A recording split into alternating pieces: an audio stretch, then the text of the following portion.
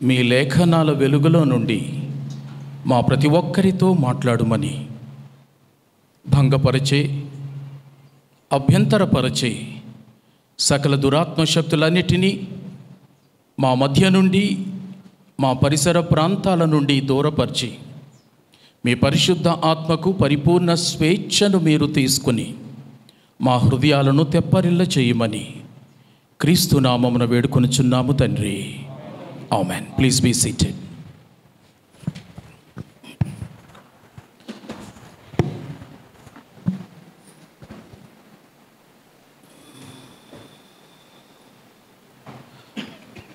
ప్రియ సంఘమా, క్రీస్తు ప్రభుని నామంలో మీకు ప్రత్యేక శుభములను, వందనములను తెలియచేసుకుంటూ ఉన్నాను.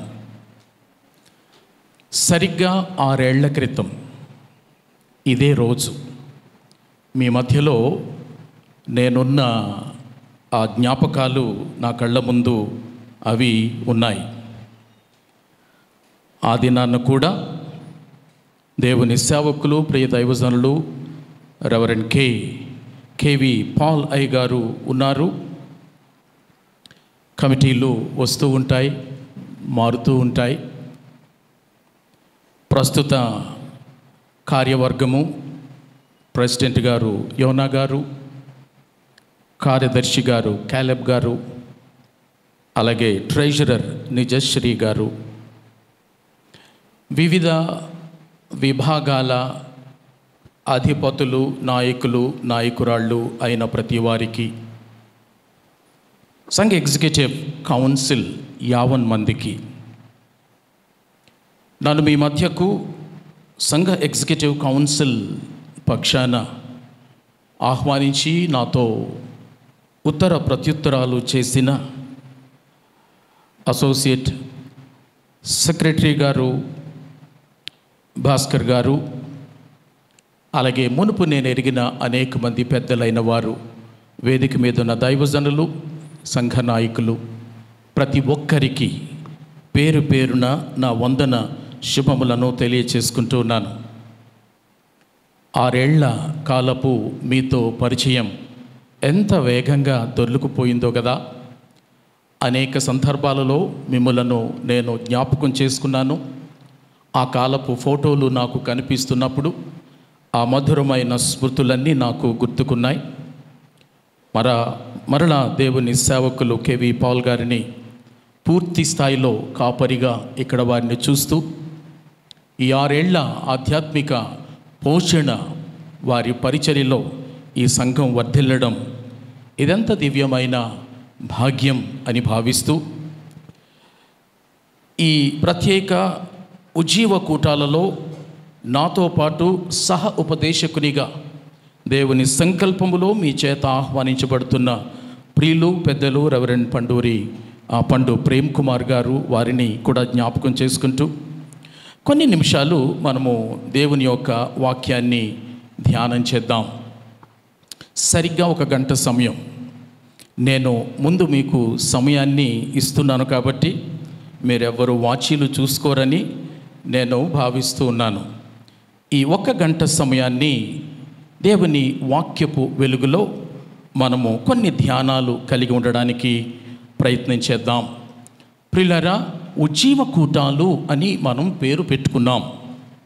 ఈ 2 రోజులు అయిన తర్వాత ఏ మేరకు మన ప్రతి ఒక్కరిలో ఆశించిన ఆధ్యాత్మిక స్థాయి ఏర్పడింది, మెరుగయ్యింది అన్నది ఎవరి మట్టుకు వారే ఆలోచించుకోవాల్సిన అవసరం ఉందని నేను జ్ఞాపకం చేస్తుంటున్నాను.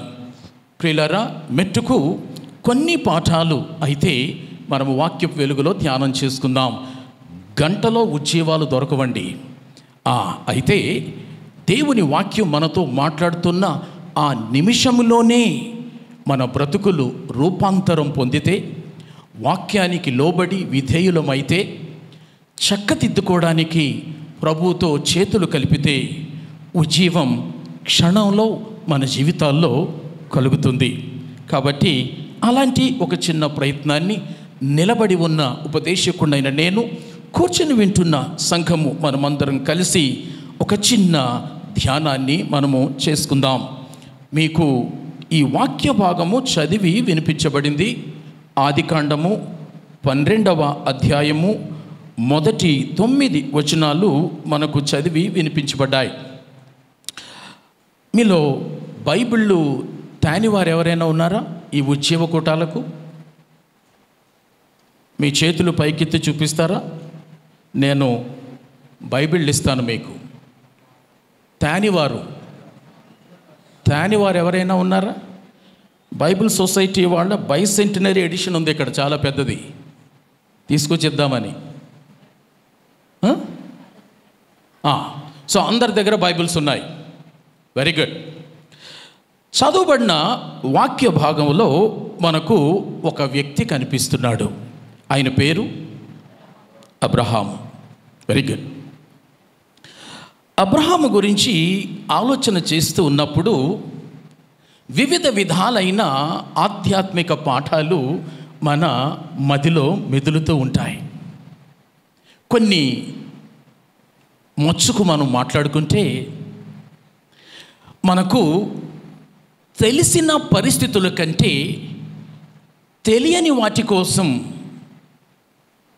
మనము ఎదురు చూస్తూ విశ్వాసాన్ని సాధన చేస్తే అది భలే ఉంటుంది అని అబ్రహాము ఒక పాఠాన్ని మనకు నేర్పిస్తాడు. నేను కళ్ళతో చూస్తున్న దానికి విశ్వాసాన్ని అప్లై చేయాల్సిన అవసరం లేదు. నాకు కనబడని దానికోసం, నాకు వినబడని దానికోసం అది ఉంది అని నమ్మాలి అని అంటే, దాన్ని నేను పొందుకుంటాను అని నమ్మాలి అని అంటే విశ్వాసం అవసరం.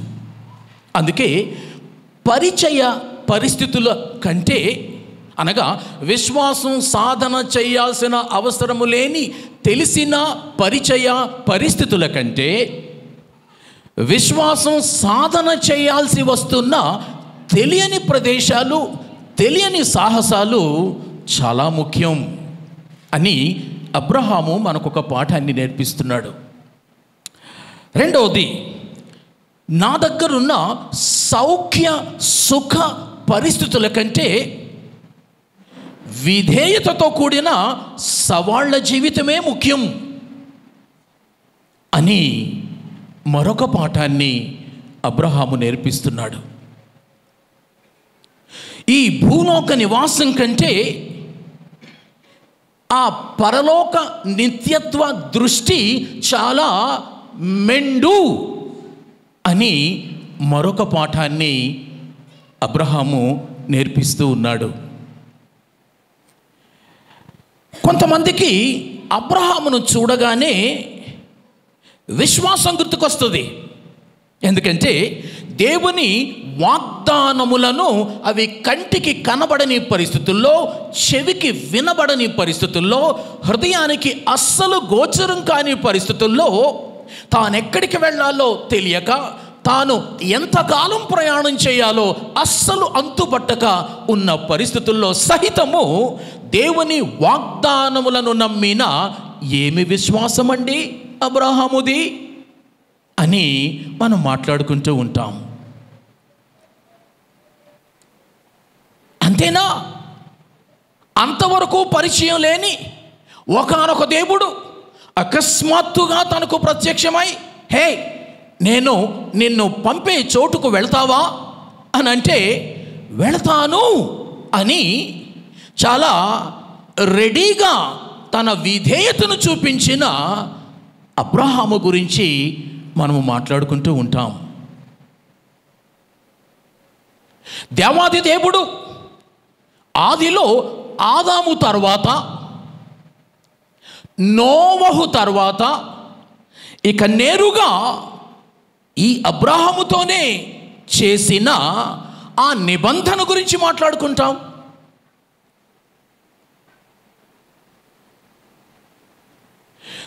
దేవుని మాటకు లోబడిన ఒక వ్యక్తి నుండి, ఒక కుటుంబం నుండి, ఖండాల, దేశాల, జనాంగాలు, కుటుంబాలు ఎలా దీవించబడతాయో అని చెప్పుకునేటప్పుడు ఈయన గురించి మాట్లాడుకుంటూ ఉంటాం. మెట్టుకు అబ్రహాము ఎవరు అని క్రొత్త నిబంధనలో ప్రస్తావించబడింది అనంటే, క్రియలు లేకుండగానే కేవలము విశ్వసించుట ద్వారా అబ్రహాము నీతిమంతునిగా ఎంచబడ్డాడు దేవుని చేత. అబ్రహాము దేవుని నమ్మెను, అది అతనికి నీతిగా ఎంచబడెను. ఇంకెవరండి క్రొత్త నిబంధనలో అబ్రహాము అని అంటే, అబ్రహాము జీవితం ఒక విశ్వాసి ప్రయాణాన్ని అది సూచించే ఒక చక్కటి దశగా మనకు అర్థమవుతుంది. ఇంకెవరండి అబ్రహాము క్రొత్త నిబంధన ప్రకారం? ఇవాళ ఇక్కడ కూర్చున్న సంఘం Baptist church Santosh Nagar, universal Baptist church in the universe. అది దానికి అబ్రహాము ముంగుర్తు. ఇవాళ విశ్వాసులు అని పిలువబడుతున్న మనకు అబ్రహాము నేటికి రమారమి 3500 సంవత్సరముల క్రితమే, మూడేంటి ఈవెన్ క్లోజ్ టు 4000 అబ్రహాములో ఒక విశ్వాసి ఉన్నాడు. విశ్వాసులమైన మనకు అబ్రహాము ముంగుర్తు. ఇలాంటివి ఎన్నెన్నో మనం మాట్లాడుకుంటూ ఉంటాం. ఇదంతా ఒక ఎత్తు అయితే, అబ్రహాములో 3 జనాంగాలు ఉన్నాయి. ఒకటి అతి ప్రాచీన యూద జనాంగం ఉంది. 2 ప్రపంచంలో 2వ స్థానంలో ఉన్న ఇస్లాం జనాంగం ఉంది. ప్రపంచంలో మొట్టమొదటి స్థానంలో ఉన్న క్రైస్తవ జనాంగం కూడా ఉంది. యూద జనాంగం రక్తాన్ని బట్టి వారు వారసులయ్యారు అబ్రహాముకి. ముస్లిం జనాంగం కూడా రక్తాన్ని బట్టి వారు వారసులయ్యారు అని చెప్తున్నారు అబ్రహాముకి. కానీ క్రైస్తవులమైన మనము రక్త వారసులము కాము, కానీ విశ్వాస వారసులం. ఇవాళ ఇక్కడ కూర్చున్న మనం అందరం కూడా అబ్రహామును తండ్రి అని మనం పిలవాల్సి వస్తే ఏ వారసత్వాన్ని బట్టి మనం పిలుస్తాము అని అంటే, విశ్వాస వారసత్వాన్ని బట్టి మనం పిలుస్తాం. ప్రియులారా, ఈ మాటలు మాట్లాడుతూ ఈ పూట నేను తీసుకుంటున్న అంశం ఏంటంటే, అబ్రహాము జీవితంలో ఒక విశ్వాసి ప్రయాణం కనిపిస్తుంది. ఒక విశ్వాసి యొక్క ప్రారంభము, ఒక విశ్వాసి యొక్క జీవిత ముగింపు అబ్రహాము ప్రయాణం మొత్తంలో మనకు కనిపిస్తుంది. ఆ పాఠాలే వేగంగా మనం నేర్చుకుందాం. ఇన్ని అని నేను చెప్పను, ఎందుకంటే ఆ సమయం అయ్యేసరికి నేను ఆపేస్తాను. కాబట్టి సాధ్యమైనంత పాఠాలు మీ ముందు ఈ రాత్రి ఉంచడానికి నేను ప్రయత్నం చేస్తున్నాను. విశ్వాస యాత్రకు సంబంధించి ఇక్కడ ఉంటున్న మనందరి జీవితాలకు సరిపోలిన రీతిగా ముందస్తు సూచికగా ఉన్న ఆనాటి అబ్రహాము జీవితం నుంచి ఈనాడు సంతోష్ నగర్ బాప్టిస్ట్ చర్చ్లో ఉపదేశిస్తున్న నేను, మన సంఘ కాపరి కుటుంబం, మన సంఘ ఎగ్జిక్యూటివ్ కౌన్సిల్ సభ్యులు కుటుంబాలు, సంఘ వివిధ డిపార్ట్మెంట్ల్లో ఉంటున్న సభ్యులు, సంఘమంతా ఏం నేర్చుకోవాలి? మొట్టమొదటిది, ఒక విశ్వాసి విశ్వాస యాత్ర రక్షణతో మొదలవుద్ది. రక్షణతో మొదలవుతుంది. ఒక విశ్వాసి యొక్క యాత్ర, విశ్వాస యాత్ర, భక్తి యాత్ర, అది రక్షణతో మొదలవుతుంది. రక్షణ లేకపోతే భౌతిక యాత్రలో ఉన్నామేమో కానీ విశ్వాస యాత్రలో మనము మొదటి అడుగు కూడా వేయలేదు. And therefore salvation matters. రక్షణ చాలా ముఖ్యమైనది. జీవం గురించి ఈ పూట మనం మాట్లాడుకుంటే, లేదా రేపు కూడా, రక్షణ అనుభవము లేని చోట ఉజ్జీవము ఉండదు. రక్షణ లేని వారికి ఉజ్జీవ కూటాలు కావు. మీరు రక్షించబడ్డారన్న ఆలోచనతోనే ఉజ్జీవ కూటాలు అని పేరు పెట్టుకొని ఈ 2 రోజులు మనం పెట్టుకున్నాం. లేదంటే రక్షణ కూటాలు అని పెట్టుకోవాలి. అండ్ దేర్ఫోర్ రక్షణ లేకపోతే మన విశ్వాస యాత్ర ప్రారంభమే కాలేదు. ప్రియులారా, అబ్రహాము రక్షించబడిన తరువాత, అనగా దేవునితో పర్సనల్ ఎన్కౌంటర్ అయిన తరువాత మాత్రమే తన ప్రయాణాన్ని ప్రారంభించాడు. ఈ 12వ అధ్యాయము ఆదికాండం 1 వచనాలు చదివితే అప్పటికే ఆ సమయానికే అబ్రహాము వ్యక్తిగత దేవునితో పరిచయము కలిగి ఉన్నవానిగా ఉన్నాడు. మన భాషలో చెప్పాలి అనంటే ఇప్పుడు అబ్రహాము రక్షించబడ్డాడు. కాబట్టి ప్రియులారా, రక్షణ లేకపోతే ఉజ్జీవం మర్చిపో. రక్షణ అనుభవం లేకపోతే నువ్వు విశ్వాస యాత్ర ఇంకా స్టార్ట్ చేయలేదు. అయితే అబ్రహాము మనకు నేర్పిస్తున్న ఒక పాఠం ఏంటంటే రక్షణలో అంటే, అబ్రహాము రక్షించబడే సమయానికి అతడు బహువృద్ధుడు లేదా వృద్ధుడు. ప్రియులారా, హారాను విడిచిపెట్టి, బాబు అబ్రహామా, నేను నీకు చూపించే దేశానికి వెళ్ళు అని చెప్పే సమయానికి అబ్రహాము వయస్సు 75 సంవత్సరాలు. అబ్రహాము వాళ్ళ నాన్న తెరహు వయస్సు 200 సంవత్సరాలు. ప్రియులారా, ఈ కాలముతో పోల్చుకుంటే అబ్రహాము ఆ దినాన్న 75 years oldలో ఉన్న కాలములో దేవునితో ప్రత్యక్ష ఎన్కౌంటర్ కలిగి ఉన్నాడు. మన భాషలో రక్షణ పొంది ఉన్నాడు. అంతకు మునుపు జీవితం మనకు తెలీదు. హి వాజ్ నాట్ సేవ్డ్. అంటే అలా పిలిచిన తరువాత ఇంకొక 25 ఏళ్ళు నడిచాయి. అనగా అబ్రహాముకు 100 ఏళ్ళు వచ్చాయి, శారాకు 90 ఏళ్ళు వచ్చాయి. వీరు ఇస్సాకును బహుమానంగా అప్పుడు పొందుకున్నారు. అది కూడా చాలా ఆలస్యమే వయస్సు రీత్యా. కాబట్టి ప్రియులారా, ఏం పాఠం మనం నేర్చుకుంటున్నాం అని అంటే, నేను కూడా 75 సంవత్సరాల వరకు కనిపెడతానండి అని అంటావా, చచ్చి ఊరుకుంటావు. గ్యారంటీ లేదు, అస్సలు గ్యారంటీ లేదు. అబ్రహాము 75వ ఏట దేవునితో ప్రత్యక్షంగా ఎన్కౌంటర్ అయ్యాడు కదండి, నేను కనిపెడతానండి అని అంటే కుదరదు. కారణం ఏంటంటే మన ఆయుష్ ఆనాటి నుంచి ఈనాటి వరకు చాలా స్వల్పమయ్యింది. కీర్తనాకారుడు అంటాడు, నీకు 70 ఏళ్ళు, మహా అధిక బలం ఉంటే 80 ఏళ్ళు. ఇది కూడా నీకు గ్యారంటీ కాదు సుమా. ఎందుకంటే నీ రోజులు నేను లెక్కెట్టేశాను ఆల్రెడీ. నీ రోజులు ఆల్రెడీ లెక్క పెట్టేశాను. నువ్వు కూడా నీ రోజులు లెక్క పెట్టడం నేర్చుకో. తెలివి కలిగిన వాళ్ళే ఆ పని చేస్తారు, జ్ఞానం కలిగిన వాళ్ళే ఆ పని చేస్తారు. బుద్ధిహీనులు వాయిదాలు వేసుకుంటూ వెళ్తారు. బుద్ధి కలిగిన వారు నా దినములను లెక్కించుట నాకు నేర్పుమయ్యా అని ప్రార్థిస్తారు. ప్రభువా, రేపు కాదు, ఈవేళ కూడా కాదు, ఈ క్షణమే అని బుద్ధిమంతులు ఆలోచిస్తారు. నేను సూటిగా ప్రశ్నిస్తున్నాను.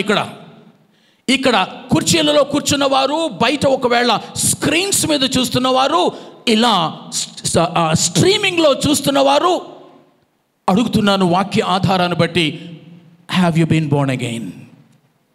Are you saved? రక్షించబడ్డావా? రక్షించబడ్డాను కాబట్టే మందిరంలో ఉన్నానండి. కరెక్ట్గా చెప్పావు. రక్షించబడకుండా రక్షించబడ్డాను అని అనుకుని మందిరాల్లో చాలామంది ఉంటున్నారు ఈ దినాల్లో. వాళ్ళకి తేడా తెలియడం లేదు. మందిరాల్లో ఉండడానికి సంఘములో ఉండడానికి డిఫరెన్స్ తెలిసి చేస్తేగా వాళ్ళకి తెలీదు. ఒక ఇంజనీరు, ఒక మేస్త్రి, ఒక లేబర్ ఇనుము, సిమెంటు, ఇసుక, చిప్సు ఇవన్నీ వాడి మందిరాలు కడతాడు. సంఘాన్ని ఇంజనీరు కట్టడు, సంఘాన్ని మేసన్స్ కట్టరు, సంఘాన్ని లేబర్ కట్టరు, సంఘాన్ని యేసు కట్టాడు. I will build my church అని అన్నాడు. మీరు చాలా కష్టపడి ఈ షెల్టర్ కట్టుకున్నారు. సంఘాన్ని మీరెవరూ కట్టలేరు, ఎవరూ కట్టలేదు, ఆయనే కట్టాడు. కాబట్టి రక్షణ పొందాము అన్న భ్రమలో ఉన్నవాళ్ళు మందిరాల్లో ఉంటారు, ప్రతి కుర్చీలో కూడా వాళ్ళు ఉంటారు చాలామంది. కానీ నిజంగానే యేసుక్రీస్తుతో వ్యక్తిగత అనుభవాన్ని కలిగిన వారై ఆయన ఏమవుతాడయ్యా నీకు అని అంటే, తాదాత్మ్యముతో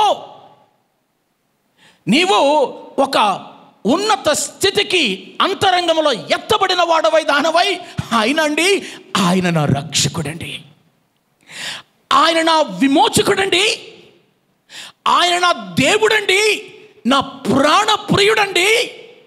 ఆయన లేకపోతే నేను లేను, ఆయన వల్ల కాకపోతే నాకు రక్షణ లేదు. ఆయన గురించి అడుగుతున్నారా అని ఎదురు అడుగుతావు. మీ అమ్మను నిలబెట్టి ఆమె ఏమవుద్ది నీకు అని అంటే, ఆమె మా అమ్మండి అని అనడానికి నువ్వు తాత్సారం చెయ్యవు, తలగోక్కోవు, ఆమె మా అమ్మండి అని అంటావు. ఇదే రీతిలో యేసును గనుక నేను ఇక్కడ నిలబెడితే, ఆయన నా రక్షకుడండి, ఆయన నా విమోచకుడండి, నా ప్రాణదాత, నా ప్రాణప్రియుడు అని అనగలవా? అదే విషయాన్ని ఆ స్త్రీని ఆమె చెలికత్తెలు అడిగారు. ఏమ్మా, మాకు ప్రియుళ్ళు లేరా? నీకే ప్రియుడున్నట్టు వస్తాళ్లే, ఎందుకు మమ్మల్ని ఇబ్బంది పెడతావు? లేదు, మీకు ప్రియుళ్ళు ఉంటే ఉండొచ్చుగాక, కానీ నా ప్రియుడు వేరు. మీరు చదవండి పరమగీతాలు. ఆ ప్రియురాలు తన ప్రియుని గురించి వాళ్ళు అడగడమే తడువు, అరమోడ్పు కన్నులతో తదేకంగా దగ్గర లేని ప్రియుని గురించి ఆలోచిస్తూ కళ్ళతో ఆయనను నింపుకొని గుండెలలో ఆయనను పెట్టుకొని, నా ప్రియుడా చెప్తాను వినండి, ఆయన ధవళవర్ణుడు, ఆయన రత్నవర్ణుడు, ఆయన 10,000 మందిలో నిలవబెట్టు నేను పోల్చుకోగలను. నా ప్రియుడు లాంటి ప్రియుడు లేడులే కదా ఆమె అన్నది. ఇలా అనగలమా మనం? నీ రక్షకుని గురించి, నా రక్షకుని గురించి ఆ స్థాయిలో మై మరచిపోయి, ఆయన ఆలోచనలో పులకించిపోయి, ఆయన ప్రేమలో కొట్టుకుపోయి, ఆయనను మన నిండా నింపుకొని ఆయన గురించి ఫుల్ స్టాప్ లేకుండా వర్ణించగలవా? అలా వర్ణిస్తేనే నువ్వు సంఘములో ఉన్నట్టు, లేకుంటే గుడిలో ఉన్నట్టు. ఈ రెండుకి చాలా వ్యత్యాసం ఉంది. ప్రియులారా, రక్షణ గురించి బైబిల్ మాట్లాడుతూ నువ్వు దేని గురించి అయినా వాయిదా వేసుకో, పెళ్ళి వాయిదా వేసుకో, కొంపలు మునిగిపోవు, ఇల్లు కట్టడం వాయిదా వేసుకో, ఏమీ నష్టం అవ్వదు.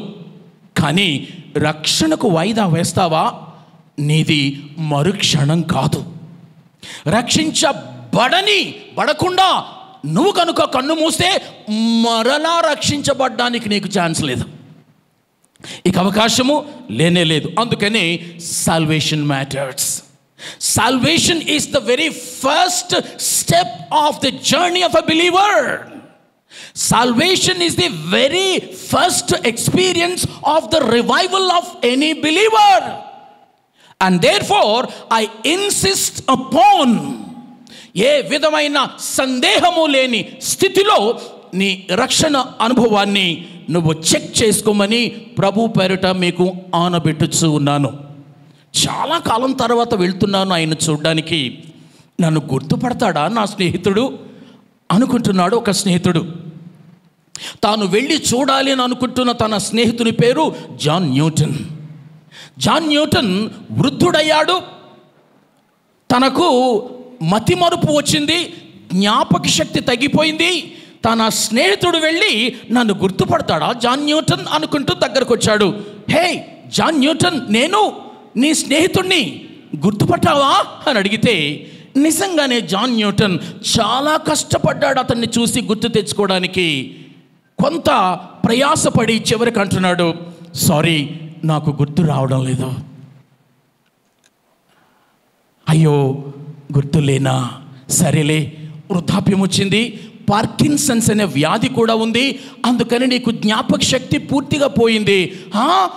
అలా అనుకో, నేను నిన్ను గుర్తుపట్టలేకపోయాను, మనుషుల్ని ఎవరిని గుర్తుపట్టలేకపోతున్నానేమో, నాకు ఏ విషయాలు గుర్తుకు రావడం లేదు నిజమే, కానీ నాకు 2 విషయాలు గుర్తున్నాయి అంటాడు జాన్ న్యూటన్. ఏ జాన్ న్యూటన్ గురించి మాట్లాడుతున్నానండి నేను?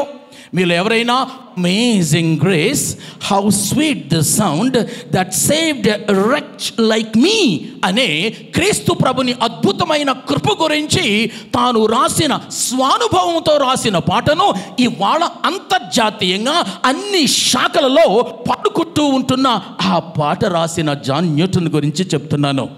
నాకు 2 విషయాలు గుర్తున్నాయి. ఏంటి అని అందరూ ఆసక్తిగా చూస్తే అతడేమన్నాడో తెలుసా? నేను ఒక పాపిని అని నాకు గుర్తుంది. 2, నాకు ఒక రక్షకుడున్నాడు అని కూడా గుర్తుంది. ఇహ అంతకు మించి నాకేం గుర్తులేదు.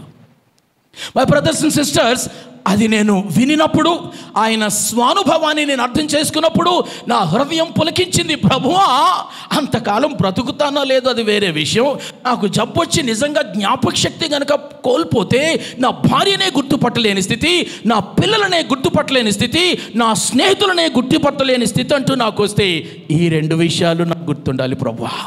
1, నేను ఒక పాపిని. 2, నాకు ఒక రక్షకుడున్నాడు, ఆయన యేసయ్య. మీన్స్ వాట్ అంటే అర్థం ఏంటంటే, నా రక్షణ నాకు గుర్తుండాలి, నా రక్షకుడు నాకు గుర్తుండాలి. ఇకేమి గుర్తు లేకపోయినా ఏమి ప్రమాదం లేదు అని చెప్పడం అన్నమాట. కాబట్టి ప్రియులారా, ఇలాంటి అనుభవము అబ్రహాముకు తన 75వ ఏట కలిగింది. నీకే వయసులో కలిగింది? ఇంకా కలగకుండానే కూర్చున్నావా? సరే, నీ బిడ్డల సంగతి ఏంటి? వారి వయస్సు 13, 14 సంవత్సరాలు దాటిన తరువాత కూడా ఇంకా వారు స్వీయ రక్షణను యేసుతో కలిగి ఉండకపోతే, ఓ రక్షించబడిన తల్లి నువ్వేం చేస్తున్నట్టు? ఓ రక్షించబడిన తండ్రి నువ్వేం చేస్తున్నట్టు? అట్టి వారు ఎవరైనా ఈ Santosh Nagar Baptist church executive కౌన్సిల్లో ఉంటే సిగ్గుపడాలి. ఎందుకో తెలిసి మాట అంటున్నాను ప్రియులారా, మీ కుమార్తెలు పెద్ద పిల్లలు అయితే వారు రక్షణ పొందడానికి వారికి వయసు వచ్చింది అని అర్థం. మీ కుమారులు 14 ఏళ్ళు టచ్ చేయగానే వారు యేసును స్వీయ రక్షకునిగా అంగీకరించడానికి వయసు వచ్చింది అని అర్థం.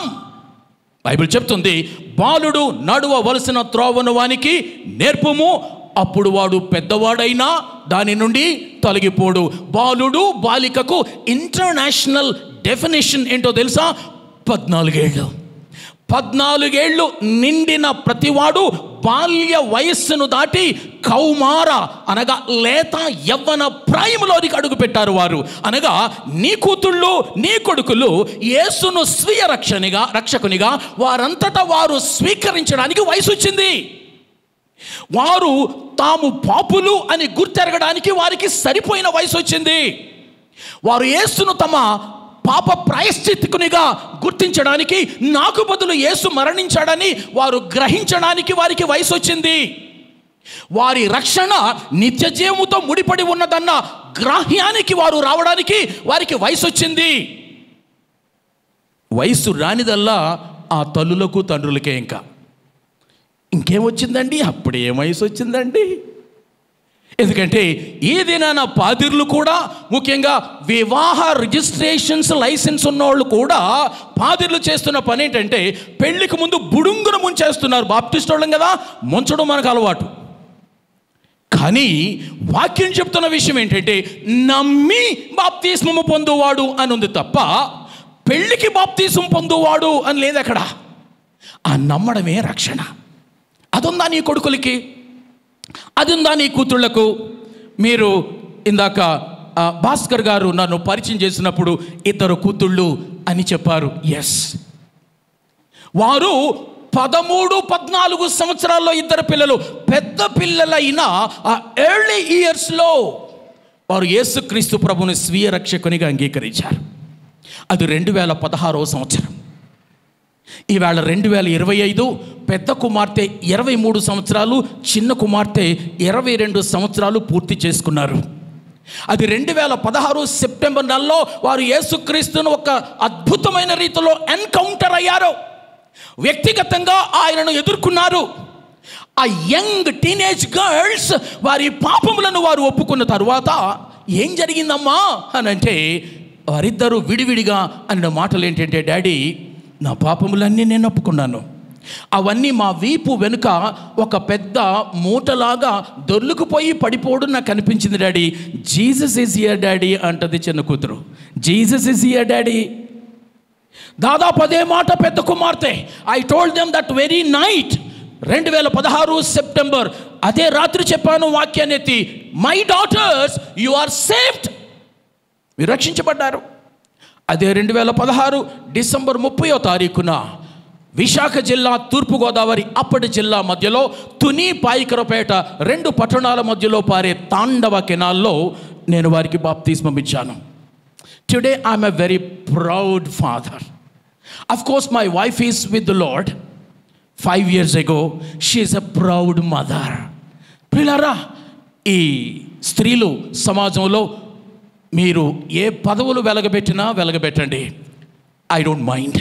కానీ వయసు వచ్చిన నీ కూతుళ్ళు కొడుకులు రక్షించబడకపోతే నా సలహా చెప్పనా, దిగిపోయి ముందు నీ కూతుళ్ళు కొడుకుల రక్షణ గురించి మాట్లాడు. ఎందుకంటే రివైవల్ స్టార్ట్స్ విత్ సాల్వేషన్. ఒక విశ్వాసి యొక్క యాత్ర రక్షణతో మొదలవుతుంది. Salvation matters. రెండవది, అబ్రహాము నీకు నాకు నేర్పిస్తున్న రెండవ పాఠం ఏంటంటే, దేవుడు నిన్ను పిలుచుకోవాలి అని అనుకున్నప్పుడు నీ బ్యాక్గ్రౌండ్ ఏదైనా పిలుచుకుంటాడు. గమనించండి, రక్షణ కొరకిచ్చిన సార్వత్రిక పిలుపు వేరు. రక్షించబడిన తరువాత తన సంఘములో తన కొరకు నువ్వు సాక్షివిగా ఉండడానికి, సమాజములో ప్రభు కొరకు సాక్షివిగా ఉండడానికి పాస్టర్వే కానక్కర్లేదు, సువార్థికుడివే కానక్కర్లేదు, ఉపదేశకుడివే కానక్కర్లేదు, సంఘ ఎగ్జిక్యూటివ్ కౌన్సిల్లో నువ్వు సభ్యుడవు లేదా ఎగ్జిక్యూటివ్ ప్రెసిడెంట్వే కానక్కర్లేదు. ప్రభువు నిన్ను వివిధ విధాలైన తన కొరకైన పరిచర్యకు, తనను గురించిన సాక్షివిగా ఉండడానికి నీ బ్యాక్గ్రౌండ్ ఏదైనా ఆయన నిన్ను పిలవగలడు. ఎందుకండి అలా చెప్తున్నారు అని అంటే, అబ్రహాము మనకు నేర్పిస్తున్న పాఠం అది. రెండవది, అబ్రహాము బ్యాక్గ్రౌండ్ ఏంటో తెలుసా? అబ్రహాము అమ్మా నాన్నల బ్యాక్గ్రౌండ్ ఏంటో తెలుసా? అబ్రహాము 75వ ఏట తన సృష్టికర్తలో ఎన్కౌంటర్ కాకమునుపు అతడు ఎవరు, ఆయన పేరెంట్స్ ఎవరు, తన నాన్న తెరహు ఎవడు అని గనుక ఆలోచన చేస్తే, సమయం లేదు కాబట్టి నేను తీసి చదవడం లేదు. మీకు ఆసక్తి ఉంటే రాసుకోండి. యెహోషువ గ్రంథము 24వ అధ్యాయము 2 నుంచి 3 వచనాలు. యెహోషువ గ్రంథము 24 2 నుంచి 3 వచనాల్లో కట్ చేసి చెప్పేస్తున్నా. అబ్రహాము యొక్క నేపథ్యము విగ్రహారాధన నేపథ్యం. విగ్రహారాధన అంటే మనకు అర్థం కానిది ఏముంటుంది?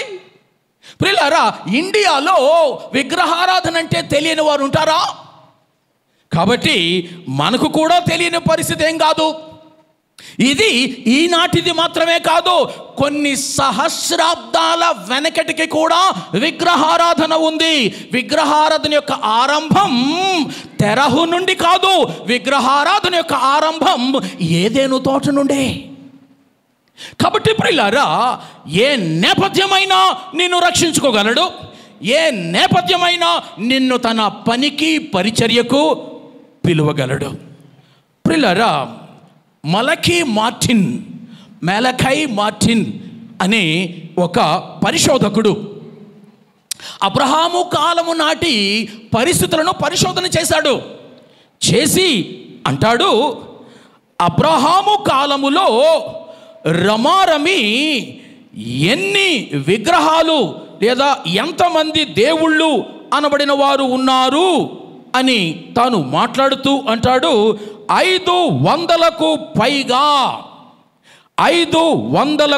పైగా అబ్రహాము కాలములో బహుళ దేవతలు ఉన్నారు అని అంటాడు. అంటే అబ్రహాము వాళ్ళ నాన్న తెరహు బహుదేవతారాధికుడు. ఇప్పటి కాలపు హైందవ్యముతో సరిపోలిన బహుదేవతారాధనలో అబ్రహాము నాన్న వారు ఉన్నారు. 500 విభిన్నమైన పేర్లు కలిగిన దేవుళ్ళు దేవతలు అబ్రహాము నాటి కాలములోనే ఉన్నారు. మెలకై మార్టిన్ అనే ఒక పరిశోధకుడు పరిశోధనాత్మకంగా ఇచ్చిన డేటా మీ ముందు నేను ఉంచుతుంటున్నాను. అయినప్పటికీ అలాంటి నేపథ్యము అబ్రహాముకున్నప్పటికీ దేవుడు అబ్రహామును రక్షించుకున్నాడు. రక్షించుకున్నట్టు మాత్రమే కాదు, తన పని కొరకు పిలిచాడు. ప్రియమైన దేవుని బిడ్డలారా, ఈవేళ నన్ను నేరుగా ఒక ప్రశ్న మిమ్మల్ని వెయ్యనివ్వండి. అదేంటంటే, రక్షించబడ్డావు, బాగానే ఉంది, అయిపోయిందా? అంతటితో అయిపోయిందా? రక్షించబడిన తర్వాత నీ చూపులు కేవలం ఎగ్జిక్యూటివ్ కౌన్సిల్లో ప్రెసిడెంట్ పోస్ట్ మీద ఉంటున్నాయా? రక్షించబడిన తరువాత నువ్వు ఆ స్త్రీల సమాజపు సెక్రటరీ, నీ కళ్ళు అక్కడే ఉన్నాయా? లేదా వివిధ విభాగాలలో నువ్వు అక్కడ పరిచర్య చేయడానికి అక్కడే ఉంది అని భావిస్తున్నావా? అయితే you are on a wrong side. You are on a very very bad understanding. ప్రియరా, కమిటీలో నేను చూశాను, మీ కమిటీ 25 నుంచి 26 అని ఉంది అక్కడ. బహుశా 1 సంవత్సరమే ఉంటుందేమో ఈ కమిటీ, నాకు తెలీదు. కొన్ని కమిటీలు 2 సంవత్సరాలు, కొన్ని 3 సంవత్సరాలు, కొంతమంది దిగరు, అస్సలు దిగరు. వారు కాన్స్టిట్యూషన్స్ మార్చేసుకుంటూ ఉంటారు, తప్పుడు వివరణలు ఇస్తూ ఉంటారు. అదిగో అక్కడ పుతిన్ చేస్తున్నట్టు, చైనాలో జింపింగ్ చేస్తున్నట్టు, ఇక్కడ మనోడు కూడా చేస్తున్నట్టు. అరే 75 ఏళ్ళు నిండిన వాడు దిగిపోండి అంటే దిగడే. ప్రియమైన దేవుని బిడ్డలారా, అది రాజకీయాల్లోనే కాదు, సంఘాల్లో కూడా ఉన్నాయి. ప్రియులారా, సేవ అంటే పొజిషన్ మాత్రమే అనుకునే వారిలో రివైవల్ లేదు. సేవ అంటే నువ్వెక్కడ ఉంటే అక్కడ ప్రభు కోసం ఒక వెలుగు వెలగడం. అది నీ ఉద్యోగ స్థలమా? అక్కడే. అది నువ్వు కాపురం ఉంటున్న ఇంటి పరిసర ప్రాంతాలా? అక్కడే. పనిలో పనిగా సంఘంలోనా? అక్కడే.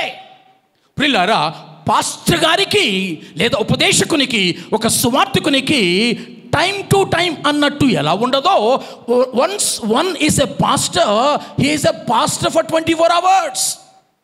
When somebody is called as an evangelist like me, I am not an occasional evangelist, I am an all-time evangelist. చచ్చే వరకు నేను సువార్తికుడిని, ఈ పని మీదే ఉంటాను. ఇది నా పిలుపు. ప్రియులారా, ప్రభు నన్ను ఎక్కడ పెట్టాడో అక్కడ ఆయన కొరకు సాక్షిగా ఉండుటకు నన్ను ఆయన పిలిచాడు. నిన్ను కూడా అలాగే పిలిచాడు. ప్రెసిడెంట్లు కావాలనుకున్న వాళ్ళు రండి అనలేదు ఆయన, నా కొరకు సాక్షులుగా ఉండాలనుకున్న వాళ్ళు రండి. ప్రియులారా, ఆ దినాన్న కనిపెట్టండి మేడగదిలో కొన్ని రోజులు, అప్పుడు నేను డైరెక్షన్ ఇస్తాను మీకు అని చెప్పగా 120 మంది ప్రధాన 12 మంది మైనస్ 1 శిష్యులతో అక్కడ ఉండగా, తీనక్కర్లేదు, అపోస్తుల కార్యములు 1:8 అక్కడ చెప్పబడిన మాట, అయినను పరిశుద్ధాత్మ మీ మీదికి వచ్చినప్పుడు మీరు శక్తి నొందెదరు, అప్పుడు మీరు యెరూషలేములోను యూదయలోను సమరయలోను భుదిగంతముల వరకు నాకు పాస్టర్ల యుందురు, ప్రెసిడెంట్ల యుందురు, డీకెన్ బోర్డ్ చైర్మన్ల యుందురు. ఉందా అక్కడ? లేదండి, సాక్షుల యుందర. నేనంటాను, నువ్వు సాక్షివి కాకపోతే పాస్టరు కూడా కాదు, నువ్వు సాక్షివి కాకపోతే సువార్తికుడువు కాదు, నువ్వు సాక్షివి కాకపోతే చర్చ్ బోర్డు ప్రెసిడెంట్వు కాదు. God doesn't want you. ఆయన కొరకు సాక్షులు కాని వారు ఆయన కొరకు సంఘాలలో పదవులు వెలగబెట్టడానికి అక్కరలేదు. ప్రియమైన దేవుని బిడ్డలారా, మొదట నువ్వు సాక్షివి కావాలి, ఎక్కడుంటే అక్కడ. అందుకే ప్రియులారా, ఈ రెండింటితో మనల్ని పోల్చాడు. ఏంటవి? నువ్వు వెలుగు అయ్యుందువు, నువ్వు ఉప్పు అయ్యుందువు. ఈ వెలుగు ఉప్పు పొజిషన్స్ కాదండి, పదవులు కాదండి, అవి టెస్టిమనీస్ అండి, అవి సాక్ష్యాలండి. ఇక్కడ వెలుగుంది అని నేను ఎలా చెప్తున్నాను? అది వెలుగుతుంది కాబట్టి. కూర బాగుంది అని ఎలా చెప్తున్నాను? కూరలో ఉప్పు కరిగిపోయింది కాబట్టి. ఆ మాదిరిగానే మనము ఉన్న చోట ప్రభుని కొరకు మండుచు ప్రకాశించు వారముగా, కరిగిపోతూ రుచినిచ్చే వారంగా, సాక్షులుగా ఉండకపోతే ఇంక నువ్వు ఎలా ఉంటే ఎవరికి కావాలా? అందుకనే అబ్రహాము మనకు నేర్పిస్తున్న రెండవ పాఠము ఏంటి అనంటే, ప్రభువు నిన్ను తన కొరకు సాక్షిగా ఉండడానికి పిలిచాడు. పిల్లరా, ఆ పనిని అబ్రహాము తన యావత్ ప్రయాణమందంతటిలో, జీవితమందంతటిలో చేశాడు. అందుకే ఇవాళ కూడా మాట్లాడుకుంటున్నాం ఆ అబ్రహాము గురించి. మొట్టమొదటిది, విశ్వాసయాత్రలో రక్షణ అవసరం. రెండవది, విశ్వాసయాత్రలో నిరంతర సాక్ష్య జీవితం అవసరం. మూడవది, విశ్వాసయాత్రలో సాహసం అవసరం. సాహసం. ప్రియులారా, అబ్రహాము ఏం సాహసం చేసేసాడండి అని మీరు అంటారా? ప్రియులారా, అబ్రహాము తన స్వజనమును, స్వ ప్రాంతాన్ని విడవడమే గొప్ప సాహసం. ఏముందండి అందులో అనంటే, మీకు కొంత జియోగ్రఫీ తెలియాలి, కొంత హిస్టరీ తెలియాలి. ప్రియులారా, పురావస్తు శాస్త్రజ్ఞులు తేల్చి చెప్పింది ఏంటనంటే, మెస్పోటేమియా అనే ప్రాంతములో ప్రపంచములోనే మొట్టమొదటి నాగరికతలలో మొదటిది. ప్రపంచ నాగరికత ప్రపంచములోనే మెస్పోటేమియాలో ప్రారంభమైంది. కాబట్టి ఎప్పటి నాగరిక? రమారమి 3500 సంవత్సరములకు పైబడి ఉన్న ఆ కాలములోనే, ప్రపంచములోనే నాగరికత కలిగిన ప్రాంతంగా చెప్పబడిన ఆనాటి మెస్పోటేమియాను వదులుకొని ఎక్కడికి వెళ్ళాలో తెలియకుండా, ఆ వెళ్ళిన ఊరు ఇప్పుడున్న దానికంటే అధిక నాగరికత కలిగినదిగా కాదా తెలియకుండా అతడు వెళ్ళాడు అని అంటే సాహసం కాదా? ప్రియరా, మనం ఇళ్ళు మారుతూ ఉంటాం, అద్దెకున్న వాళ్ళం. మీలో ఎవరైనా ఇంతకంటే బెటర్ ఇంటికి ఉండాలి, రెంట్ తక్కువగా ఉండాలండి, రెంట్ తక్కువగా ఉండాలి, ఇల్లు బాగుండాలని కోరుకోమా మనం? లేదా ఇప్పుడున్న ఇంటికంటే ఇంకా దారుణంగా ఉండే ఇల్లు కోరుకుంటావా? కోరుకోము. నువ్వు వెళ్ళి చూసిన తర్వాత ఈ ఇంటికి దానికి పోల్చి చూస్తావు, దీనికంటే బెటర్ ఇంటూనే ఇల్లు మారుతావు. అలాంటిది తాను ఒక గమ్యం నుంచి మరొక గమ్యానికి వెళ్తున్నప్పుడు, ఇప్పుడున్న గమ్యము ఆనాటి కాలంలోనే అతి నాగరికత కలిగిన దేశంగా ప్రపంచంలో గుర్తు పొందితే, తాను వెళ్ళబోయే స్థలం ఎలాంటిదో తెలియకుండా అడుగులు వేయడం సాహసం కాదా? అబ్రహాము జీవించిన కాలంలో తాను ఉన్న అనే ఊరు అది 2 నదీ పరివాహ ప్రాంతాల మధ్యలో ఉంది. ప్రియులారా, టైగ్రస్, యూఫ్రటీస్ అనే 2 నదుల మధ్య నెలవంక ఆకారములో ఉన్న సారవంతమైన నేలది. దాన్ని వదులుకొని ఎడారికి పంపిస్తాను వెళ్తావా అనలేదు, కానీ నిజంగా చెప్పుంటే కదిలేవాడు కదా అక్కడి నుంచి. తెలీదు, ఐ డోంట్ నో. కాబట్టి ఎక్కడికి వెళ్తున్నానో తెలీదు, కానీ ఈ నెలవంక ఆకారాన్ని పోలిన సారవంతమైన నేలను వదిలి వస్తావంటే రెడీ అయిపోయాడు. ఇది సాహసం కాదా? కాబట్టి ప్రియులారా, విశ్వాస యాత్రలో సాహసాలు ఉండాలి. సాహసం చెయ్యరా డింబక, విన్నాం మనం స్టోరీలు అక్కడ.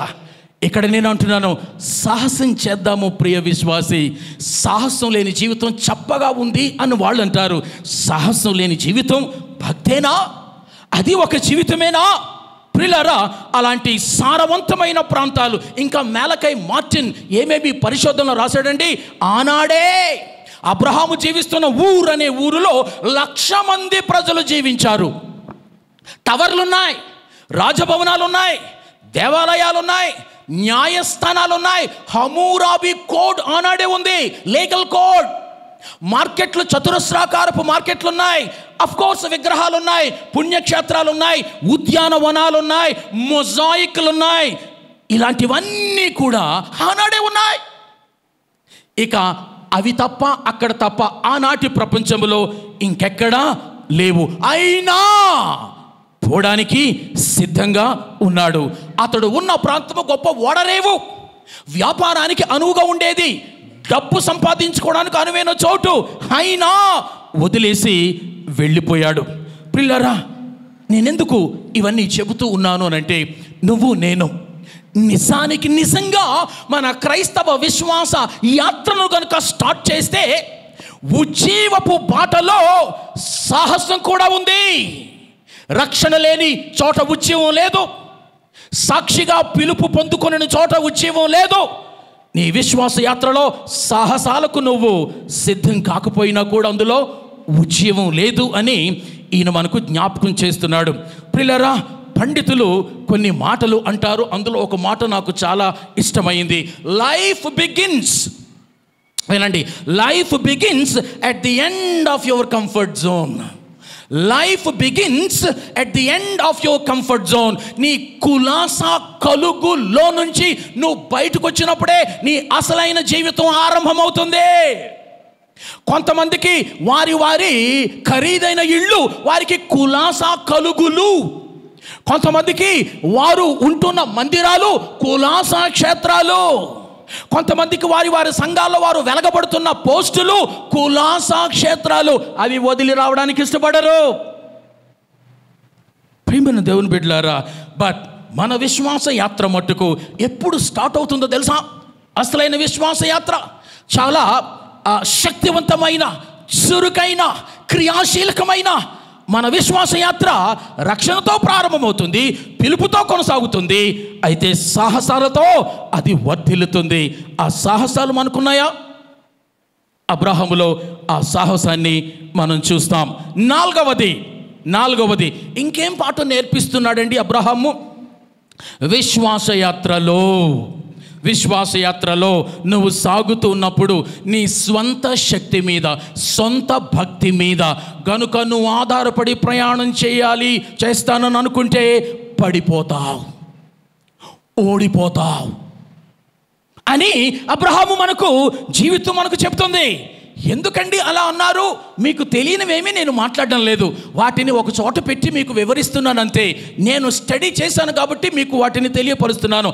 అబ్రహాము హారానును వదిలిపెట్టి 75వ ఏట రక్షణ పొంది సాక్షిగా ప్రయాణాన్ని మొదలుపెట్టి సాహసాలు చేయడానికి సిద్ధపడుతున్న వేళలో కూడా తన విశ్వాస యాత్ర సాఫీగా జరగలేదు. తన విశ్వాసము అది స్థిరంగా లేదు. ఎగుడు దిగుడులు ఉన్నాయి. పడ్డాడు లేచాడు, పడ్డాడు లేచాడు. అందుకే అబ్రహాము ఈనాడున్న నాకు ముంగుర్తు, ఈవాడున్న మనందరికీ ముంగుర్తు. అబ్రహాము అంత హీరో అయిపోయిన దాని వెనుక ఓటములున్నాయి, బలహీనతలున్నాయి. స్వశక్తి మీద ఆనుకోవడం ఎక్కువైంది, పరిసరాల మీద ఆనుకోవడం ఎక్కువైంది. దేవుని వైపు చూస్తూ దేవుని నుండి రక్షించబడి దేవుని కొరకు సాహసాలు చేస్తున్న అంత మనిషి దేవుని నుండి దృష్టి మళ్లించి తాను బలహీనుడైన సందర్భాలు ఉన్నాయి. అందుకే ఒక విశ్వాస యాత్రకు అబ్రహాము జీవితం సరిగ్గా సరిపోలుతుంది అని నేను మొదలుపెట్టాను. 3 సార్లు కనీసం తప్పిపోయాడు. నేను వివరించి చెప్పను. మొదటిసారి పిల్లలు లేనప్పుడు, వయసు దాటిపోతున్నప్పుడు, బిడ్డల్ని ఇస్తానని చెప్పినోడు 75వ ఏట చెప్పాడు. మధ్యలో 2 సార్లు వచ్చాడు. బిడ్డను తీసుకొస్తున్నాడేమో అనుకున్నాను. ఎందుకు వచ్చావు ప్రభువా, బిడ్డేడి నీ చేతిలో అని అంటే, అలా కాదయ్యా, బిడ్డ ఇస్తాను. మరి ఎందుకు వచ్చినట్టు ప్రభువా? నీకు నేను సంతానాన్ని ఇస్తానని జ్ఞాపకం చేసిపోదామని వచ్చాను అన్నాడు దేవుడు. అదేంటి ప్రభువా, 75వ ఏట చెప్పావు, నువ్వు 5 ఏళ్ల తర్వాత వచ్చావు, బిడ్డను పట్టుకుని రావాలి కదా. ఇది అబ్రహాము తొందర. కానీ దేవుడు అంటాడు, నీకు నేను బిడ్డనిస్తానని అన్నాను కదా, అది జ్ఞాపకం చేసి వెళ్తాను. మరొకసారి వచ్చాడు. ఈసారైనా బిడ్డనిస్తున్నాడేమో అని చూస్తే మరల ఎందుకు వచ్చావు ప్రభువా? నీకు బిడ్డల్ని ఇస్తానన్నాను కదా 75వ ఏట, జ్ఞాపకం చేసి పోదామని. బాబు, నువ్వు ఇలా జ్ఞాపకాలు చేసుకుంటూ పోతూ ఉంటే ఇక్కడ నాకు అయిపోతా ఉంది. అందుకని చెప్పి దేవుని మీద ఆనుకొనుట మాని తన భార్య లోక సంబంధమైన సూచనల మేరకు, చుట్టూ ఉన్న సమాజం యొక్క నడవడిక మేరకు శారా యొక్క దాసిని తనతో తీసుకుని ఆమె ద్వారా ఒక సంతానాన్ని కనుట ప్రాథమికంగా అది దేవుని ఏర్పాటు కాదు. దేవుడు అదే ఆలోచించినట్లయితే అలాగే చెప్పుండేవాడు. అబ్రహామా, నీ భార్య శారాకు బిడ్డలు పుట్టరుగాని నేను ఎవరామే హాగరు ద్వారా నీకు కొడుకునిస్తాను అంటే పోయే. పిల్లరా, దేవుడు కాలక్రమేణా తన ఆలోచనలు మార్చుకునేవాడు కాడు. తన నిర్ణయాల్లో మార్పు రాదు. మార్పు వచ్చేది నాలో. అది బలహీనకరమైన మార్పులు. విశ్వాసంతో ఉండాల్సిన ఆ సిద్ధపాటు పోయి చుట్టూ ఉన్న పరిసరాలను చూసి బలహీనపడ్డాడు. మొదటి తప్పు.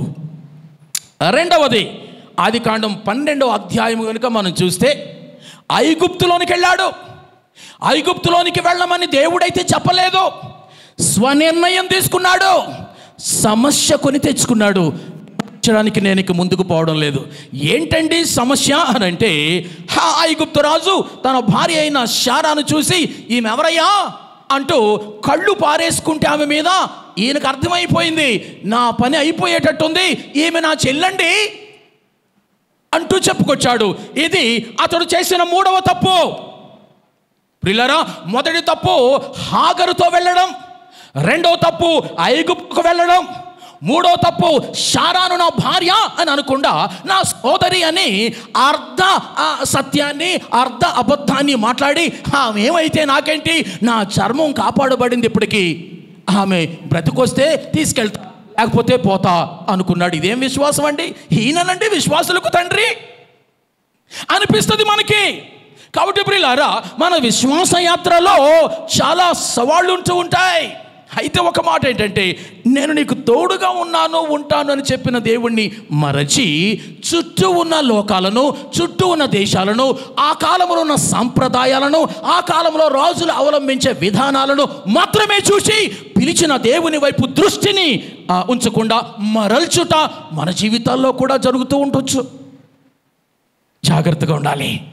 అబ్రాహాము అంతటోడు తప్పిపోగలేంది, నేను తప్పిపోతే లెక్క.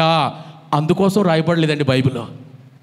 అబ్రహాము తప్పిపోయాడు, బాబు నువ్వు తప్పిపోకు అని నాకు నీకు చెప్పడానికి రాయబడ్డాయి. కాబట్టి ప్రియులారా, బైబిల్ గ్రంథం అంతటిలో ఎవరైతే బలహీనులై దేవునికి నొప్పి కలిగించారో ఆ బలహీనతలు మనం చేయకూడదని ఈ గ్రంథస్థం చేశాడు పరిశుద్ధాత్ముడు. కాబట్టి మంచికి మన పూర్వ వ్యక్తులను వాడుకోవాలి కానీ చెడుకు వాడుకోకూడదు. అతడు చేసిన రెండవది. ఇక మూడవది. నాలుగవది గమనిస్తే చాలా ఆశ్చర్యంగా ఉంటుందండి.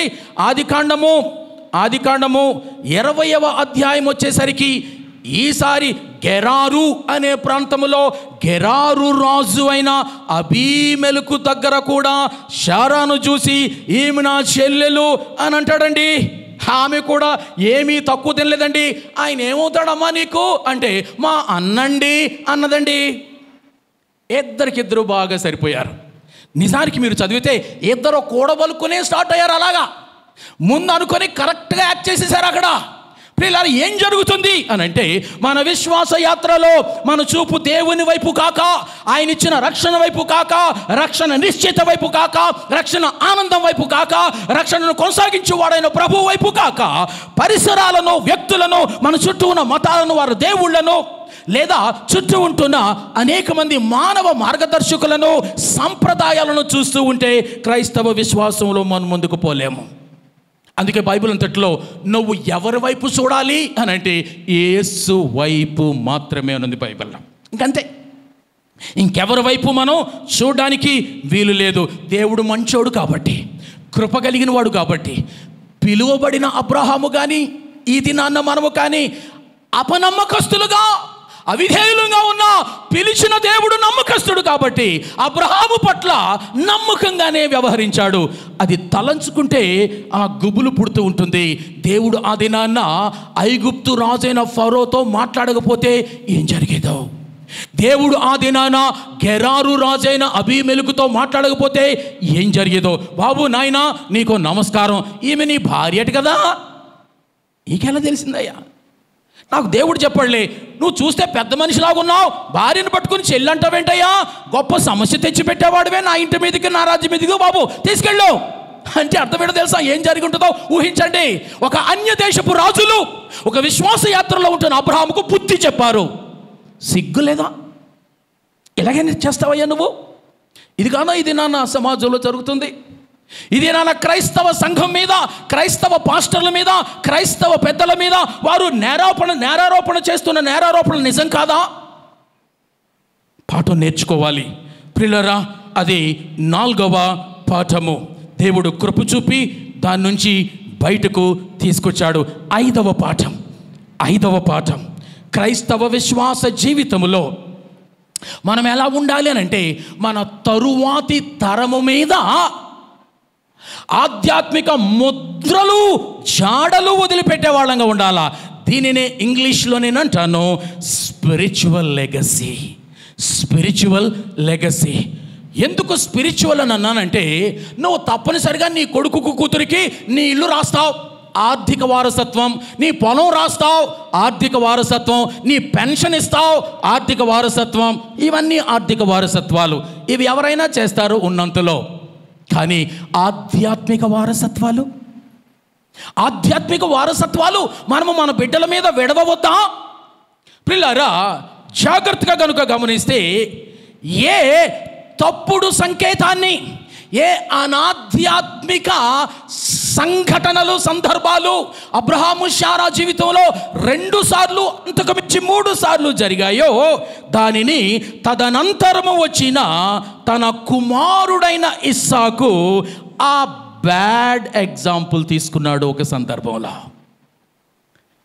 జాగ్రత్త వినండి. ఏంటండి ఆ బ్యాడ్ ఎగ్జాంపుల్ అని అంటే, ఇతగాడు కూడా రిబ్కాను చూసి ఈమె నా చెల్లండి అన్నాడు. ఏమన్నాడు? ఈమె నా చెల్లండి అన్నాడు. ఎక్కడి నుంచి నేర్చుకుని ఉంటాడు? ఎక్కడి నుంచి వినుంటాడు? వాళ్ళ అమ్మా నాన్నల నుండి. కాబట్టి ప్రియులారా, ఇది నాన్న ఉజ్జీవం అన్నది నీతో ఆగిపోయేది కాదు. అది నీ తదనంతర వారసులకు అది పాకేది. అది ఇవాళ టెక్సాస్ను ముంచేస్తున్న కంట్రోల్ చేయలేని వరద నీటి లాంటిది. అది కొన్ని నెలల క్రితం కాలిఫోర్నియాను, హాలీవుడ్ను కంట్రోల్ చేయలేకుండా కాల్చిపెట్టిన వైల్డ్ ఫైర్ లాంటిదే. ఉద్యమాన్ని కంట్రోల్ చేయలేం. వరదలనైనా చేయొచ్చేమో, మంటలనైనా చేయొచ్చేమో, కానీ నీలో, నాలో, మనలో నిజంగా ఉజ్జీవం ప్రారంభమైతే దానిని కంట్రోల్ చేయలేము. అందుకే మన బిడ్డలకు మనము మంచి ఆదర్శాలు విడిచిపెట్టే వాళ్ళంగా ఉండాలి. చెడ్డ ఆదర్శాలు వాళ్ళు గ్రహిస్తారు, అవి వారు ఎనాక్ట్ చేస్తారు, వాటిని ఫాలో అవుతారు.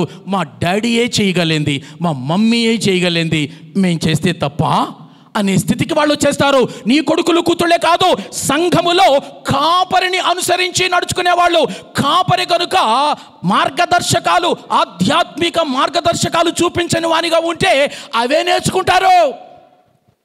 సంఘ ప్రెసెంట్ ఎగ్జిక్యూటివ్ కౌన్సిల్ వారు ఆధ్యాత్మిక జాడలు, వారసత్వాలు విడవకుండా ఉంటే అవే నేర్చుకుంటారు. మంచి తొందర ఎక్కదండి, చెడే బాగా ఎక్కుద్ది. ఇవాళ హైదరాబాదులో టాక్ ఆఫ్ ది టౌన్ ఏంటో తెలుసా? ఆ ముందు HCA, హైదరాబాద్ క్రికెట్ అసోసియేషన్ వాళ్ళు ముందు వచ్చిన ఆ ప్రెసిడెంట్లు వీళ్ళందరూ అవినీతి పరులు. ఒక దశలో అజారుద్దీన్ HCA ప్రెసిడెంట్గా వచ్చాడు. అప్పుడు బాగుపడుద్ది HCA అని అనుకున్నాం.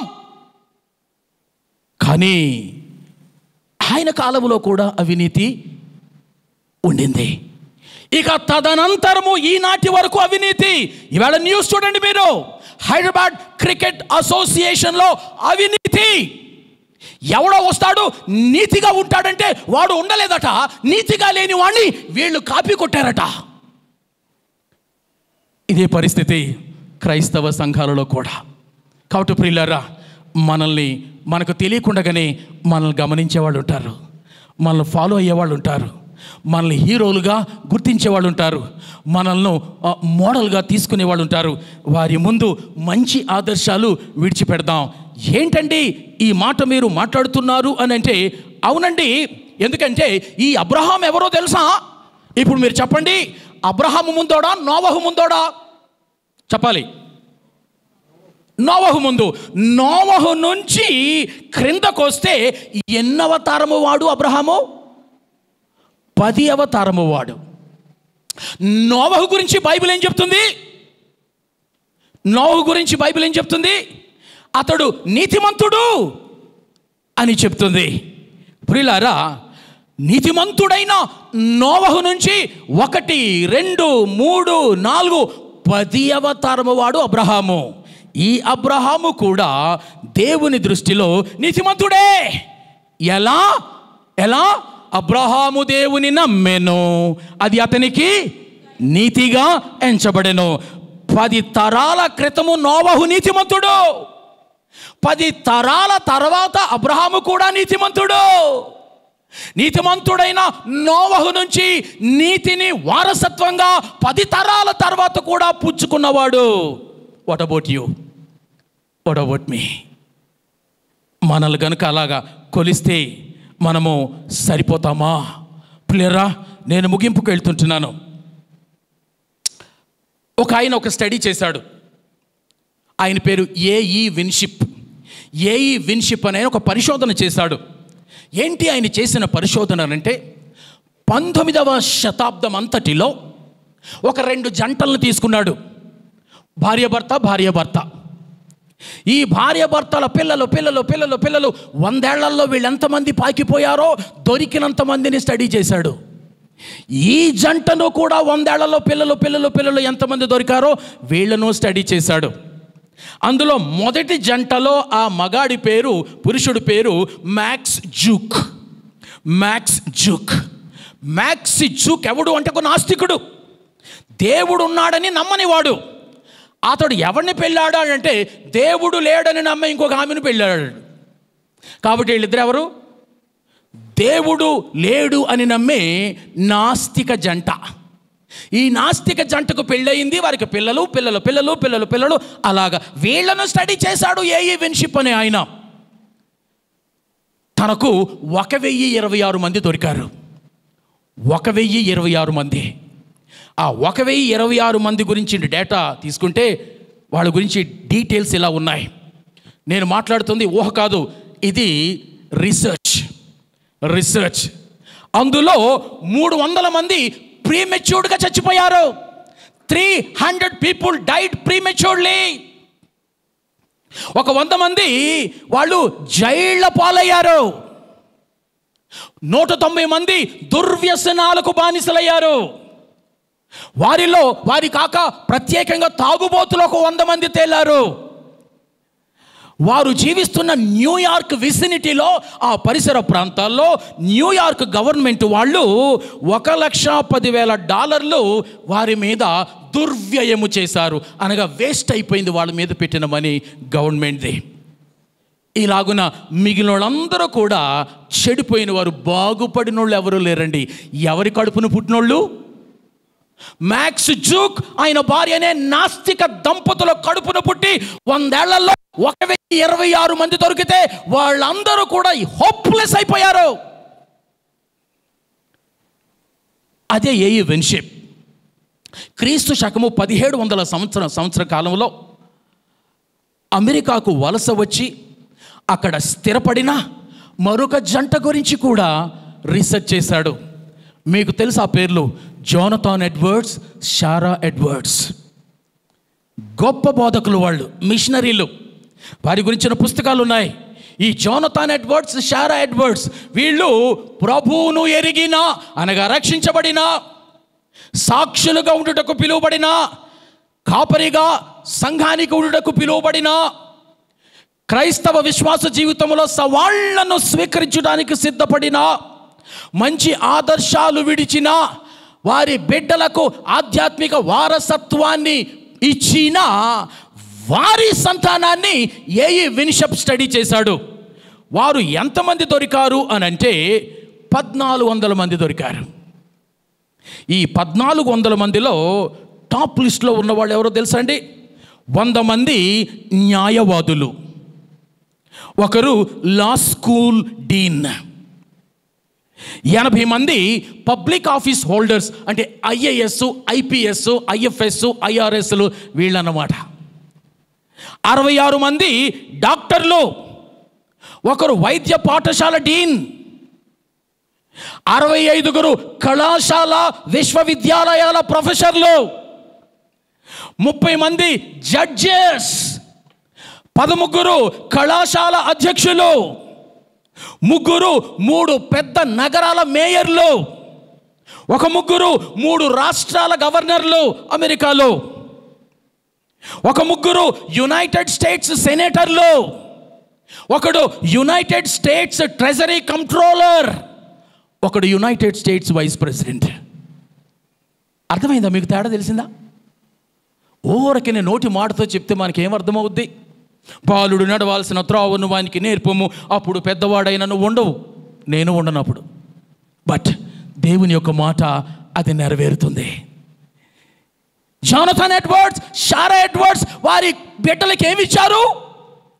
ఆర్థికంగా ఏమి వారసత్వాలు ఇచ్చారో మనకు తెలియదు. పాస్టర్లకు ఏముంటాయండి ఇవ్వడానికి? కానీ వారు ఆధ్యాత్మిక వారసత్వాన్ని ఇచ్చారు. అందుకే 1400 మందిలో అందరూ టాప్ క్లాస్లో ఉన్నారు. ప్రేమైన దేవుని బిడ్డలారా, సమయమైంది, నేను ఇక్కడికి ముగించబోతూ ఉన్నాను. ఏ వారసత్వాలు ఇవ్వడానికి ఇక్కడ కూర్చున్నావు నువ్వు? నీలో లేని ఉజ్జీవాన్ని నీ బిడ్డలకు ఇవ్వలేవు. నీలో లేని క్రీస్తు ప్రభునితో స్వానుభవాన్ని నీ బిడ్డలకు ఇవ్వలేవు. నువ్వు నీతిమంతురాలవైతే, నువ్వు నీతిమంతుడవైతే నీ కడుపున వారు అలాగే తయారవుతారు. తరాలు మారిపోయినా 10 తరాల తర్వాత నోహకు పుట్టిన అబ్రహాము నీతిమంతుడు అయ్యాడు. నీతిమంతుడు అవ్వడం కాదు, ఇవాళ నేను ఎలా నీతిమంతుడయ్యాను అనడానికి నాకు ఆనాటి అబ్రహామే పాఠమయ్యాడు. అబ్రహాము క్రియలు చేసి నీతిమంతుడు అవ్వలేదు, అబ్రహాము విశ్వాసముతో నీతిమంతుడయ్యాడు. ఈవేళ కూడా నేను క్రియలు చేసి రక్షించబడలేదు, నేను విశ్వసించి రక్షించబడ్డాను. మీరు విశ్వాసము ద్వారా కృపచేతనే రక్షించబడ్డారు. అది మీ వలన కలిగినది కాదు, దేవుని వరమే. ఇక 6వది, ఇది బహుశా చెప్పి నేను ముగిస్తాను.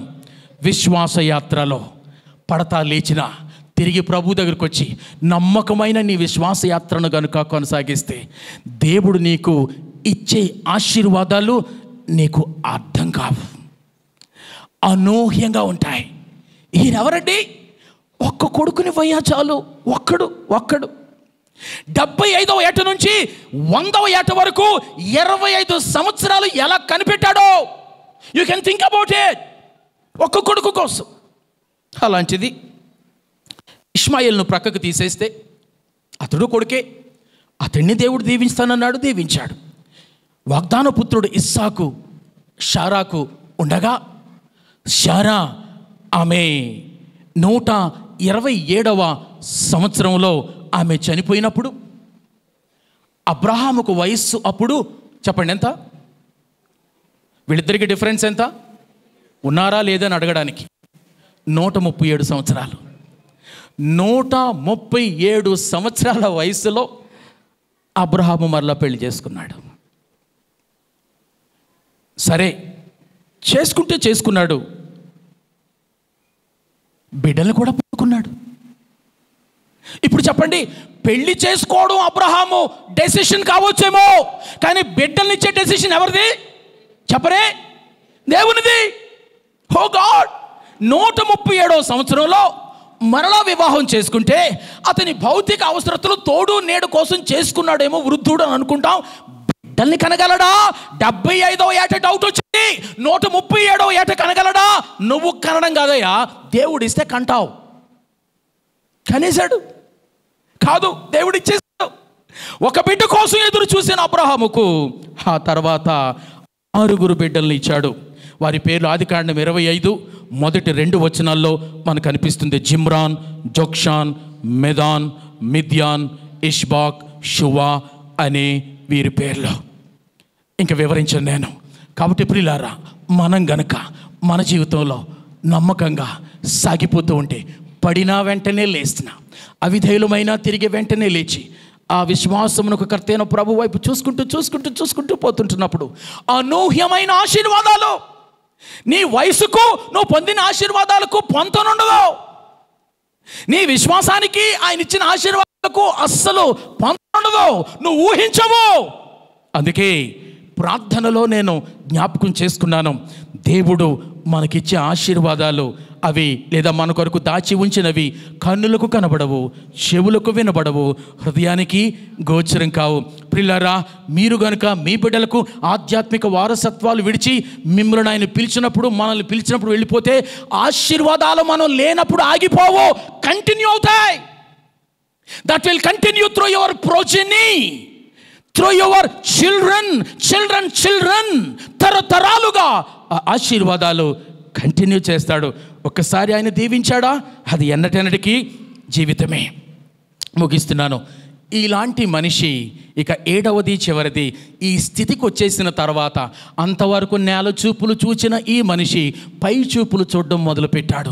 విశ్వాసయాత్రలో నువ్వు నేను గమ్యానికి అనగా ఆ చివరి ప్రాంతానికి చేరుకునే సమయానికి విశ్వాసంలో రాటుదేలి, విధేయతలో రాటుదేలి, దేవునితో సంబంధంలో రాటుదేలి మనం ఎలాగ అయిపోతామో తెలుసా, అయిపోవాలో తెలుసా అంటే మనము లౌకికులము, లోకస్తులము, ఇహలోక సంబంధీకులము కాదు. పారమార్థిక దృష్టి మనకు వచ్చేయాల, పారమార్థిక దృష్టి వచ్చేయాల. ఇది నా ఊహసుమా, జాగ్రత్త వినండి. అతడు రమారమి నేను లెక్కగట్టాను 5011 కిలోమీటర్లు ప్రయాణం చేశాడు. హారాను నుంచి దేవుడు వాగ్దానం చేసిన ఆ ప్రాంతానికి. బహుశా నేను అనుకుంటాను, ప్రభా వచ్చేసిందా, నువ్వు నడయ్యా, ప్రభా ఇంకా రాలేదా, నువ్వు నడు. బహుశా నేను అనుకుంటాను, ఒకసారి అడుగు తీసి ఇక అడుగు పెడుతున్నప్పుడు ఆగు. ఇది నా ఊహసుమా. ఎందుకు ప్రభు ఆగమన్నావు, కాలు మధ్యలోనే వదిలేశాను గాల్లో, ఆగు. నువ్వు పెట్టబోయే అడుగు అది నేను నీకు ఇస్తాను అన్న వాగ్దాన దేశంలో పెట్టబోతున్నావు. ప్రభా వచ్చేసావు, నాకేమీ కనబడబెట్టి ప్రభా, ఏం కనబడవు, ఇదంతా ఎడారిది. ఇక్కడ మిద్దెలు లేవు ప్రభువా, ఉండవు, నేను కట్టుకోనా, వద్దు. మరి ఇదంతా ఎవరిది, నీదే. ఏంటి మాట్లాడుతున్నావు ప్రభా, ఐ డోంట్ అండర్స్టాండ్. అంతా నాదే అంటావు, ఎడారిలో తీసుకొచ్చి పడేసావు. పోనీ నేను ఇల్లు కట్టుకుంటానంటే వద్దంటావు, గుడారాలను ఉండమంటావు, నాకు స్వాస్థ్యంగా ఇచ్చానంటావు, గుడారం ఇల్లు కట్టుకొని వద్దంటావు. I don't understand. ప్రియులారా, ఇలాగ అడగలేదు ఆయనే. ఇలాగ అడిగితే అబ్రాహాములో పారమార్థిక దృష్టి వచ్చిందని వాక్యంలో నేను గ్రహించుండేవాడిని కాను. ప్రభు ఇట్స్ ఓకే, నాకు కాకపోతే నా కొడుకులు తర్వాత తరాలకి ఇస్తావులే, నేను ఎక్కడైతే ఉంటే ఏంటి, అయినా ఇక్కడ ఉండాలని ఆశపోయింది ప్రభువా. 5000 కిలోమీటర్లు నీతో పాటు నడిచేసరికి నా దృష్టి నేల మీద నుంచి పైకి వెళ్ళిపోయింది, నాకు పారమార్థిక దృష్టి వచ్చేసింది. ఈ మాటలు మీరు హెబ్రీలకు రాసిన పత్రిక 11వ అధ్యాయంలో చదివితే మీకు కనిపిస్తుంటుంది. పునాదులు కలిగిన ఆ పట్టణం కోసం వీళ్ళు ఎదురు చూశారు. ప్రియమైన దేవుని బిడ్డలారా, మరైతే నాకేమి ఇవ్వవు ప్రభువా, ఏమి ఇవ్వనయ్యా, 300 ధ్యానారాలు ఏమైనా ఉన్నాయేంటి నీ దగ్గర, షెకెల్స్ ఎందుకు ప్రభువా, ఓ శ్మశానం కొనిపిస్తాను నీ చేత. మక్పేలా గుహను కొనిపించాడు. 127వ సంవత్సరంలో చనిపోయిన తన భార్యను అక్కడే పాతిపెట్టాడు. 175వ సంవత్సరంలో చనిపోయిన అబ్రహాము కూడా అక్కడే పాతిపెట్టబడ్డాడు. అబ్రహాము పేరు మీద ఈ నేల మీద రిజిస్టర్డ్ స్థలం ఏదైనా ఉందంటే అది శ్మశానం. It means a lot, it speaks a lot. ప్రియులారా, అంతా అబ్రహాముదేనట. ఈవేళ మీరు ఇశ్రాయేలు దేశం వెళ్ళి చూడండి, చూడముచ్చటైన ప్రాంతం. ఈవేళ కనుక అబ్రహాం అక్కడ దిగితే, ఇక్కడ కాదు దేవుడు నన్ను తీసుకొచ్చాడు అని ఆశ్చర్యపోతాడు. ప్రియులారా, అయినా తన దృష్టి పారమార్థిక దృష్టి అయిపోయింది కాబట్టి నేల మీద తనకు అవి ఉన్నవి ఇవి లేవు అని ఏమాత్రం కూడా ఆలోచించలేదు. 400 వెండి షెకెల్స్తో మక్పేలా పొలాన్ని కొనుక్కున్నాడు. రూపాయల్లో పోల్చుకుంటే ఆనాడు 10,000 రూపాయలు. అంతకు మించి అబ్రహాముకు స్వాస్థ్యం లేదు. ప్రేమన దేవుని బిడ్డలారా, ఏమైపోయాడు అబ్రహాము? పారమార్థిక దృష్టి. మనిషి నేల మీద ఉన్నాడు, దృష్టి పారమార్థిక దృష్టి అయిపోయింది. కాళ్ళు నేల మీదే ఉన్నాయి, చూపు పైలోకానికి ఉంది. ఇక్కడ ఉంటే ఏంటి ప్రభువా, లేకపోతే ఏంటి, పునాదులు కలిగిన ఆ పట్టణం కోసం నీతో సదాకాలం ఉండడానికి నేను ఆశ కలిగి ఉన్నాను ప్రభువా. ఎప్పుడు తీసుకుపోతావు ప్రభువా, ఈ ప్రయాణం ఎప్పుడు ముగుస్తుంది ప్రభువా? ఆ స్థితికి వచ్చేసాడు. ముగిస్తున్నాను. మొట్టమొదటిది, రక్షణతో నీ విశ్వాసయాత్ర ప్రారంభమవుతుంది, ఉజ్జీవానికి నాంది మొదలవుతుంది. 2, నీ నేపథ్యం ఏదైనా ప్రభు నిన్ను తన పరిచర్య కోసం సాక్షిగా ఉండడానికి పిలవగలడు. ఇక్కడ ఉన్న మనమందరం కూడా సాక్షులము, మర్చిపోవద్దు. మూడవది, రక్షించబడిన మన విశ్వాస ఉజ్జీవ యాత్రలో సాహసాలు ఉన్నాయి. సాహసాలకి సిద్ధపడదాం. నాలుగవది, ఈ విశ్వాస యాత్రలో బలహీనులమై ప్రభువు నుంచి చూపు మళ్ళిన తర్వాత అబ్రహాము శారాల వలె పడిపోయే ప్రమాదం ఉంది. మనం అలా పడిపోకుండా మన దృష్టి ప్రభువు మీదే మనం ఉంచుదాం.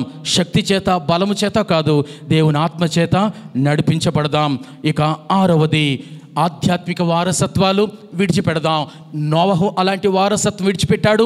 10 తరాల తర్వాత అబ్రహాము పుణికిపుచ్చుకున్నాడు. అబ్రహాము అలాంటి వారసత్వాన్ని విడిచిపెట్టాడు.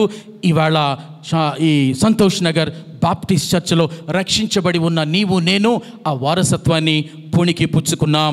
ఇక తర్వాత పాఠము, విశ్వాసయాత్రలో దేవుడిచ్చే ఆశీర్వాదాలు అనూహ్యంగా ఉంటాయి. నీకు ఇక ఇంపాసిబుల్ అని అనుకున్న సమయంలో నువ్వు ఊహకు ఊహించని ఆశీర్వాదాలు